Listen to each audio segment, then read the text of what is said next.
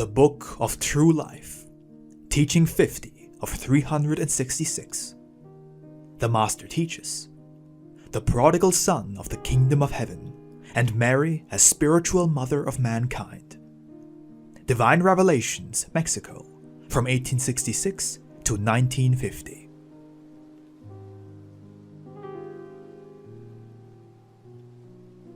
The Lord says,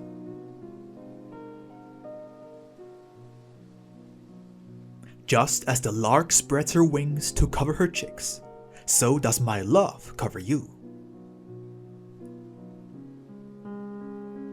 This voice that calls you is the voice of the Divine Master.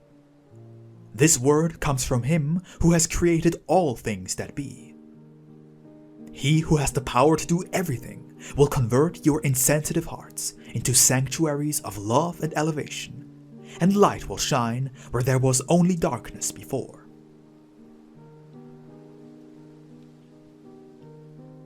Some of you will be converted and prepared by my doctrine, taught to seek out those who have been lost in the desert, for that is the way I see human life, like a desert. There are those who feel alone amidst millions of spirits, dying of thirst, without anyone to offer them a little water. That is where I will send my new apostles. Once again, I want my name to be pronounced with love by some and heard by others, deeply moved. I want it to be known by those who are not aware of it. There are men, women, and children who know nothing of my existence. I want everyone to know me and to be aware that they have in me a most loving Father. I want everyone to listen to me and love me.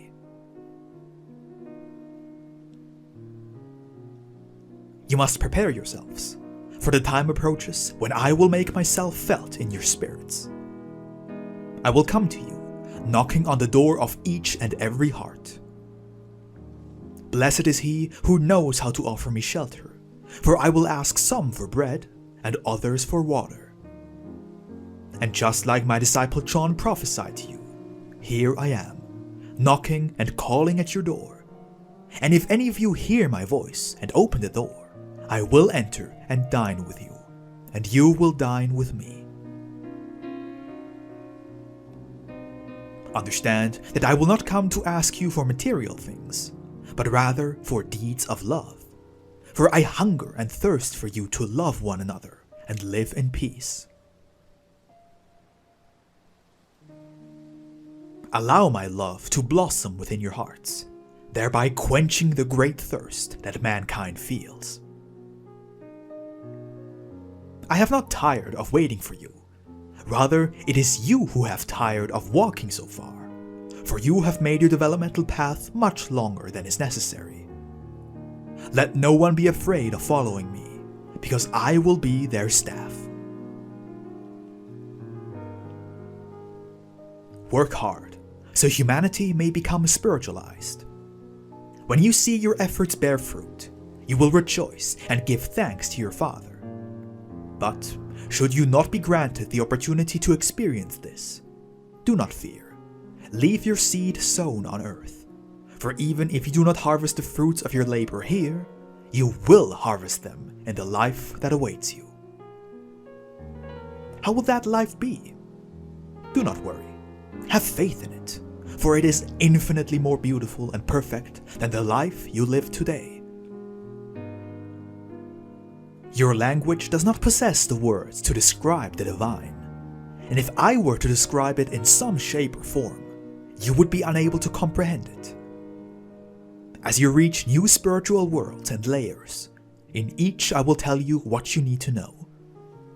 Nevertheless, I have much to reveal to you, even on this earth, things that will help you elevate yourselves towards the worlds that still await you, without faltering along your path.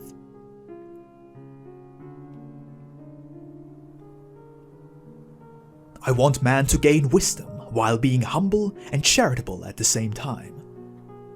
Observe how many individuals become vain with just a little knowledge and consider themselves great. They place themselves on a throne and crown themselves before their brothers. Be humble, live simple, and make yourselves accessible to other people, and I will crown you, but not with a crown of human vanity. It is not necessary for humanity to see this reward. Do not seek to be rewarded by men, for they have very little to give you. Instead, seek your rewards from me, for I am truly righteous and possess all things. Do not stop in your journey. Do not regress in your development. Remember the many ordeals and the great suffering you have endured up until now. The fisherman of hearts has rescued you and brought you to a safe place. Do not become stained again. I sent you to earth to amend your faults, not to multiply them. Do not assume that because you see me forgive each of your faults, my justice will never be able to touch and awaken you from your delusions of grandeur.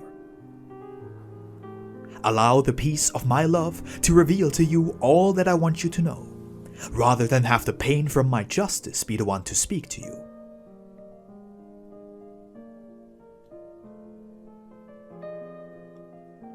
Learn and make use of my divine teaching. Practice it. In this way, you will be demonstrating that you have learned from me.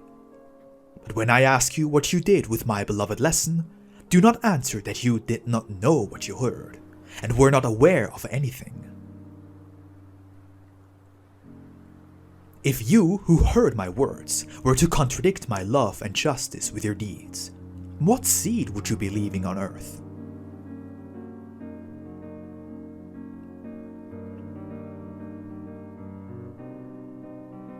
Right now, I want you to pray for the nations of the world, for your fellow brothers and sisters, and I promise to descend upon all, like a lark, just as I have already descended upon you in particular. With joy and love, I behold that all of you have prepared yourselves to receive me, some with your good deeds, others with your pain, and yet others with spiritual penance. You have had to journey along paths that were strewn with thorns, in order to reach the tree where the nightingale sings a song of peace to the heart.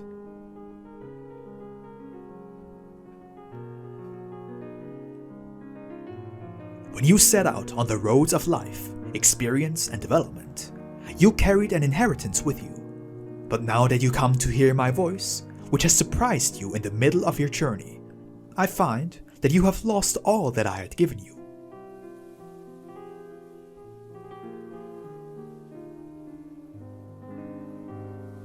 What inheritance is the Master referring to? He is referring to your spiritual heritage, for while some lost it, others exchanged it for the vanities of the world. But the time came when you felt the need for spiritual gifts, and when you did not find them within your beings, you began to anxiously seek them on many other paths. That is why I frequently call you prodigal sons, for you resemble the one I refer to in my parable.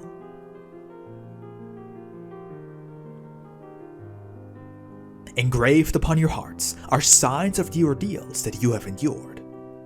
Your feet still bear fresh scars that were left by the thorns along your path, and I see that your entire being is weary from a life you now understand cannot be the eternal one.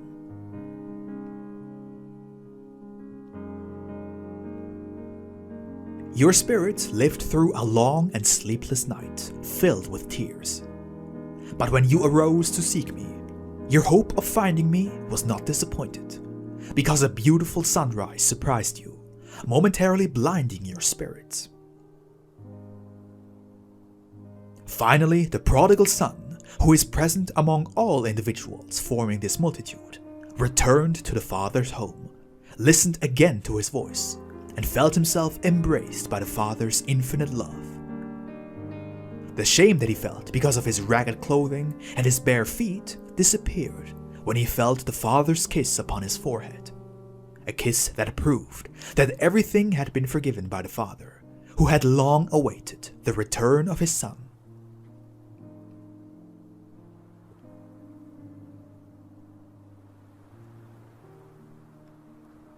That is why I have told you on this day that you have all prepared yourselves to receive me, and that you have made yourselves worthy of my embrace. When you have rested and ceased to cry, then your Father, transforming himself into the Master, has presented his lesson to you in order for you to begin to fulfill the mission for which you have been created and were sent to earth.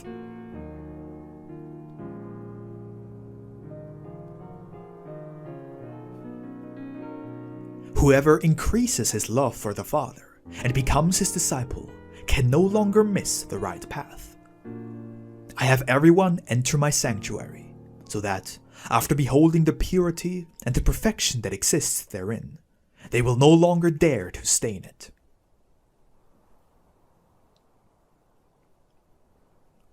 The freshman is overjoyed listening to the teachings of the Divine Master, and as he begins to understand the essence of his teaching, he becomes aware that the inheritance he believed he had lost along the way had always been with him. However, he was unable to see nor feel that heritage, because he was deaf, blind, and insensitive to his spiritual gifts. Once again strong, secure, and confident, loving his Creator and feeling loved by him in return, the freshman feels the urge to once more walk the paths he journeyed already, however not to become lost, but to illuminate them, to remove the thorns strewn about, and to seek lost travelers, guiding them towards the tree where he himself regained his life and faith. Blessed are those who untiringly seek the truth, and who furthermore do not keep it for themselves, but offer it to humanity instead, illuminating the paths for their brothers with their light.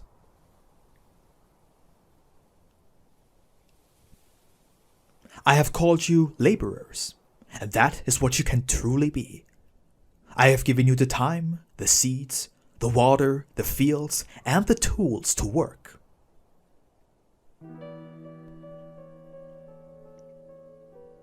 The allegory through which I speak to you is simple, so that you may understand everything I wish to tell you in these teachings.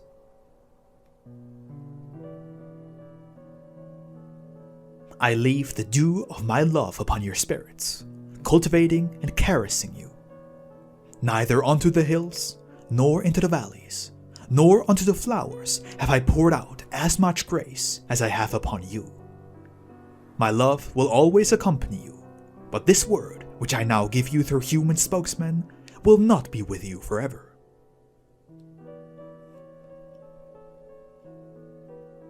Hear my words and keep them in your hearts. If I did not grant humanity to have me return to earth and become man again, as many wish and believe, neither will I grant that you continue to hear me in this form after the year 1950. As of yet, however, you do not know what I have in store for you afterwards. I wish to prepare you so you may heal the sick, comfort the widows and orphans, convert sinners with words of authority, cure lepers, and illuminate the paths of your brothers.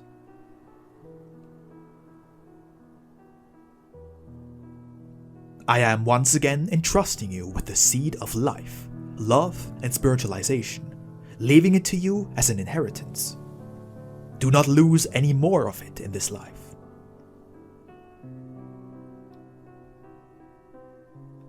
I leave you my peace, for I am the peace that covers the world, as do the wings of the lark when she covers her chicks in the nest. When will you finally become like larks of peace, in spirit that is? It has been my will that you be born in this nest of love, where you have never lacked nourishment, and where my teaching fills your heart with joy. You are still weak, your wings have not grown, and your feathers are not fully developed. But the day will come when you will feel strong enough to fly, to travel long distances, and to challenge the fury of the winds.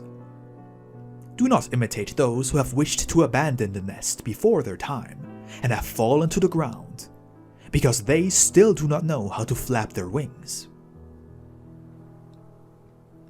Wait until I designate the path, then you will not get lost. Like a flock of larks you will scatter, taking with you the olive branch as a symbol of peace, and you will build new nests among the trees. You ask me why I have come to you during this time, and I ask you, are you not aware of all that is happening around you? Do you not know that what has happened in the world recently, and what is happening now, is an announcement of my coming and of my presence among humanity?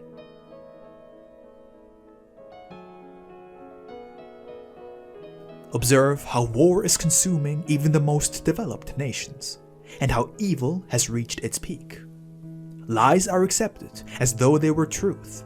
Science has revealed great mysteries to humanity, and has permitted man to utilize those discoveries for destructive purposes. The world has proclaimed that many impure activities are good. That is when I appear before you, to enlighten you and to stop you in your tracks on your way towards the abyss.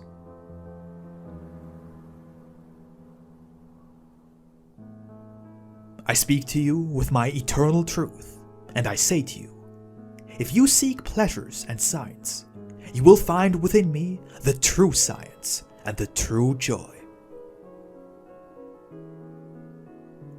How small your planet is, and yet how far is the distance between each one of you? How much division exists in your world? Man is no longer ignorant. His spiritual and intellectual development is great indeed. His responsibility during this hour of trial is therefore great as well. The men of this age may say that they are unfamiliar with my laws and my justice, but that is simply not true, for man possesses a spirit of light. What is actually happening is that the spirit yields to the temptations and attractions of the world, becoming a slave to them and preventing him from utilizing his spiritual gifts.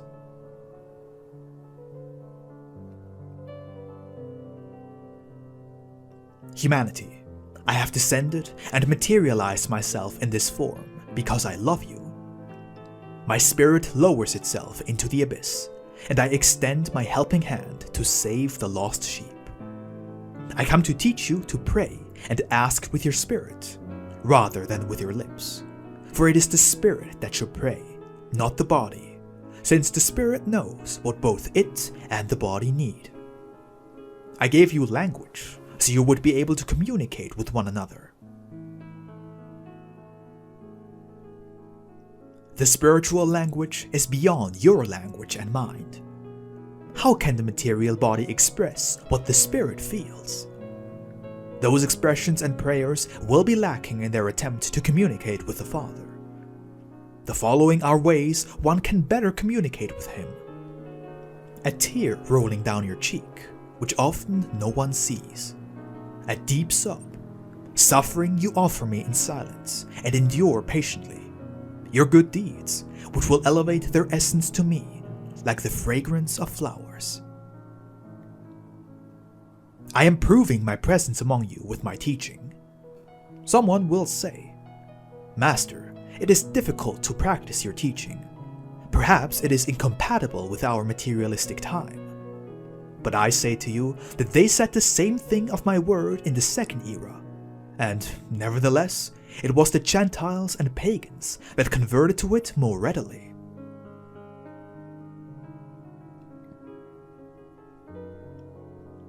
Just as I announced these bitter times to you, I also say to you that once this confusion has passed, harmony will exist among humanity.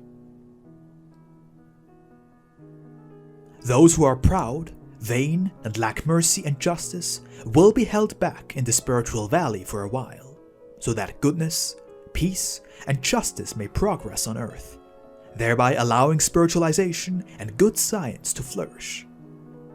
It is not necessary for you to create a mystical life to please me, nor will anyone be forced to follow me, because I will not accept deeds you offer me if you were obliged to do them. Only your offerings of goodwill, your sincere impulses, and your spontaneous love will reach me. Also, I do not wish you to serve me out of fear of punishment. The time has come for you to know that God does not punish his children. Therefore, do not offend me any longer with your bad judgments. Never allow self-interest to guide you, nor should you give to others if you were thinking of a reward beforehand, for that is neither love nor mercy. Let not your spirit expect to receive love in the world as a reward for its good deeds. For you have not come to earth to reap love, but to sow it. Your harvest is not of this world. Those who have fulfilled their mission in this life have departed from earth with peace in their hearts, with a smile upon their lips, and filled with satisfaction and humility, blessing everyone without giving thought to all the pain they reaped in exchange for the love they sowed. I am the perfect and just reward for your deeds. Do not forget what I told you. Whatever you do unto your brothers, you will be doing unto me. If my divine ray descends upon these human spokesmen, because they have briefly repented and become spiritually elevated, and if I place upon their lips the word which interprets my divine teaching, causing you to be moved and to tremble at its love, then imagine what the Father will give you when your spirit presents itself filled with merits in the spiritual valley.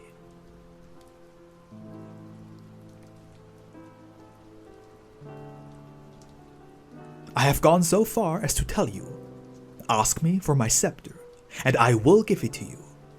Yes, my children, know how to ask, and everything will be given to you, so that if you were to become worthy of my scepter someday, I would not deny it to you. But I want you to analyze this word well, so you may not become confused. Many men of acknowledged wisdom in the world will not be able to recognize me in this form, and they will deny me.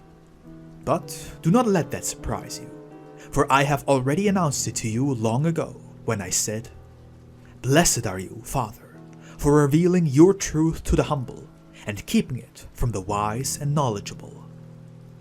But it is not that I hide my truth from anyone. Rather, those who are poor, undistinguished, and able to see things clearly can feel me better, whereas scholarly men are not able to understand or feel me, because their minds are filled to the brim with theories, philosophies, and certain beliefs. But the truth is for everyone, and it will come to each one of you at the designated time.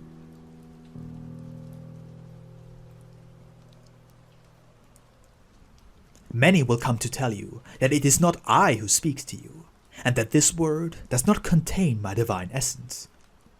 Some of you will doubt and tell me in your anguish, "Master, how is it possible for me to lose faith, having to walk without the law and God?" But truly, I say to you, that whoever has felt and seen me can no longer doubt me. A storm of ideas and sinister forces has divided men long ago. Today, they will become united through my divine light. The Tower of Babel built by men has been destroyed, but throughout all nations and races, men have continued to construct that tower of arrogance within their hearts. Only a spiritual storm can bring it down, and that storm is now beginning to shake the foundations and walls of that tower. Once this tower has been destroyed, another will be raised in its place, one which cannot be destroyed, because its foundation will be firmly based on brotherhood and harmony rather than discord.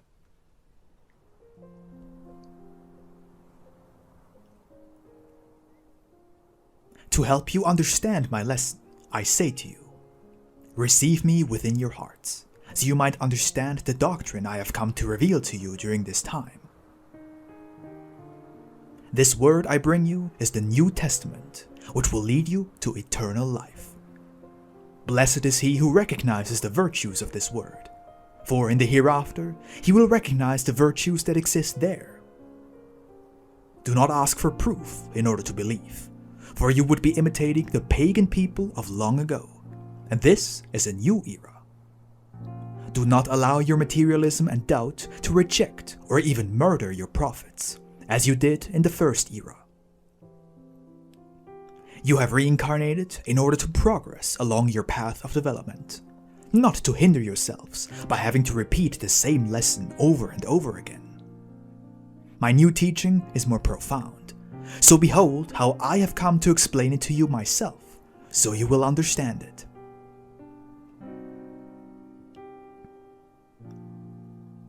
All of you are receiving the same teaching. However, you do not all have the same number of reincarnations. You live in the third era, and yet there are still those who do not know where they are, what the truth is, or what the right path is.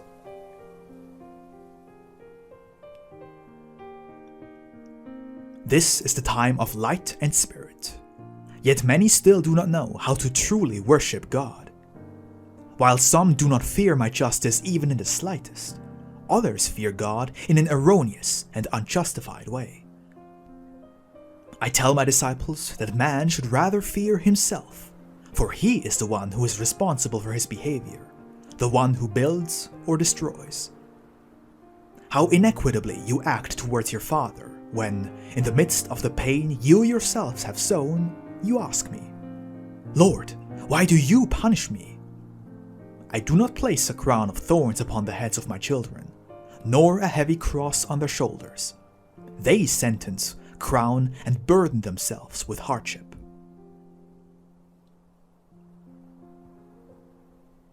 Jesus, the righteous Son of God, accepted the crown that you offered him and the cross you imposed upon him.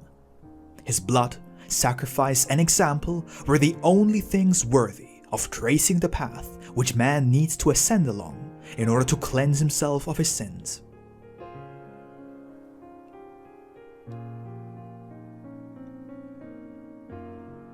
I am your judge, but my judgment, unchangeable and unyielding, originates from love. Today I come to judge the living and the dead. But first you need to understand who the living and who the dead are. I am the resurrection and the life, and I am resurrecting those who have died to the truth. I come as king, but I do not bring a crown of vanity, for mine is the kingdom of humility. To many, I am the dead one who resurrects, for I have come in spirit to, once again, tell humanity that my kingdom is not of this world. In order to hear the voice of your King and Lord, you must elevate your spirits and come to him.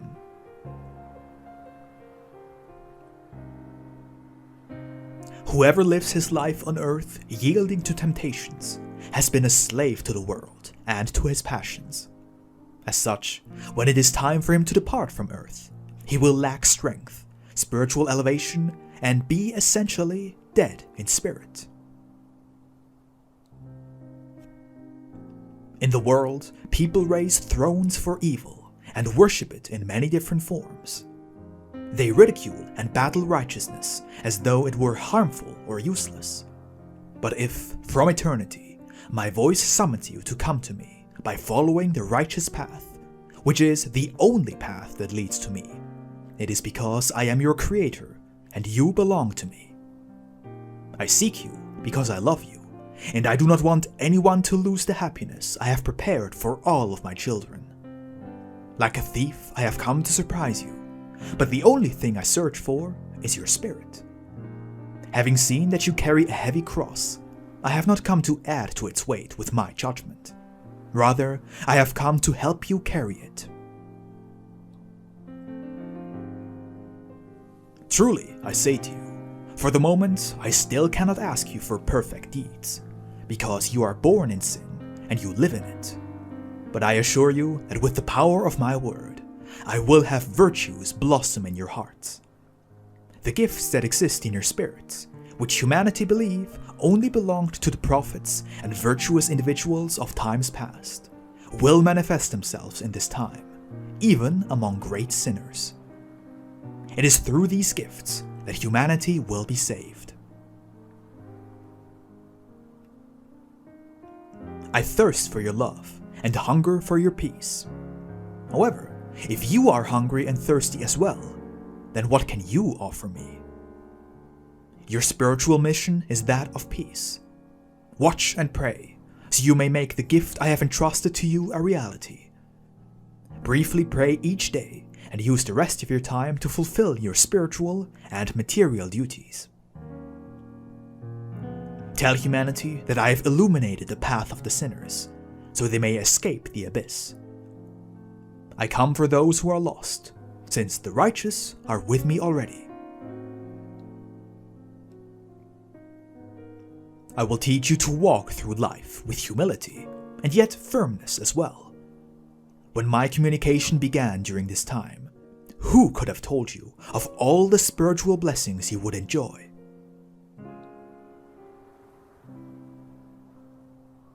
You have analyzed the prophecies of the past eras and confirmed that my new manifestation was indeed announced. When Mary, your heavenly mother, manifested herself through human spokesmen, some asked themselves, was Mary's presence announced as well? Truly, I say to you, if you would have correctly interpreted the prophecies of John the Apostle, you would know that her presence was also announced for this time.